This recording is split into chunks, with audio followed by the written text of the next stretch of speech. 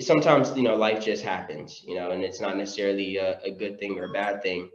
Um, but I guess that I never really got to witness what would be quote unquote like a successful, marriage. And so that's like a natural fear, um, that you come into, or at least that I'm coming into, the relationship with. So I'm very intentional about making sure that I'm trying to lay like a really good foundation.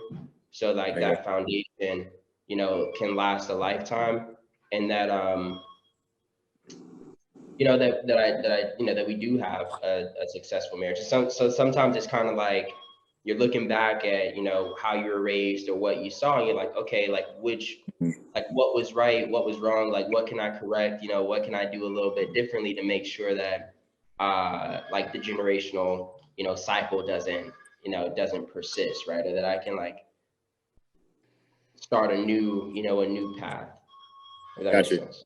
Got you. And then for just for the listeners, because they may have their own ideas about what they saw when they were growing up, and maybe come from like something similar, right? Either they grew up in like a single parent household, or Hmm. grew up, as children of divorce, some of that, or maybe didn't see what a maybe ideal, or what they would consider a good marriage like, right? So we all have our different definitions of what that may be. But what are some things that you don't have to put everybody's business out there, but some things that you like, hey, I kind of want to do this differently. You think that'll help you to have a successful marriage? You know, and here's the thing. This is one thing that initially, like early on in our relationship, I fought Alyssa on. Mm-hmm. And Alyssa is my wife, by the way, guys, and we haven't given her a name or credit the whole time. I Alyssa, was getting there. I was gonna get there. yeah, yeah. So one thing early on in the relationship, that Alyssa, like, it was one of those things that was a what do you call it, like a deal breaker, or like Mm-hmm. something that you have to have.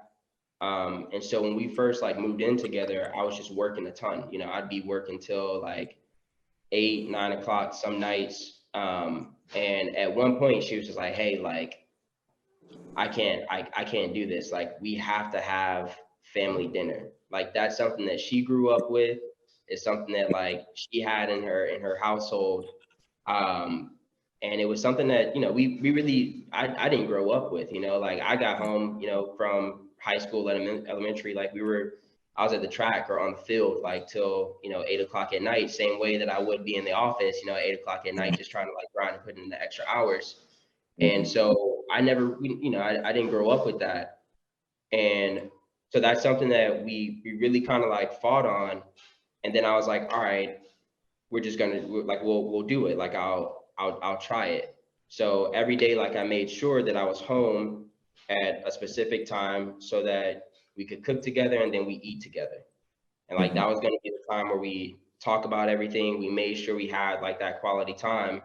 It gave us a opportunity to work on a task together, to communicate together. Like I don't know if y'all cook or not, but there's a lot that goes on in the kitchen. And if you're cooking in pairs, like there's a lot of communication that has to happen. And so that's one thing. And then I can go and complete my work afterwards, like if I need to. But just making sure that we have that built into our system. I think that that's one thing that I definitely would I take away from her side. And that's something I'll definitely like make sure we continue to implement throughout the marriage.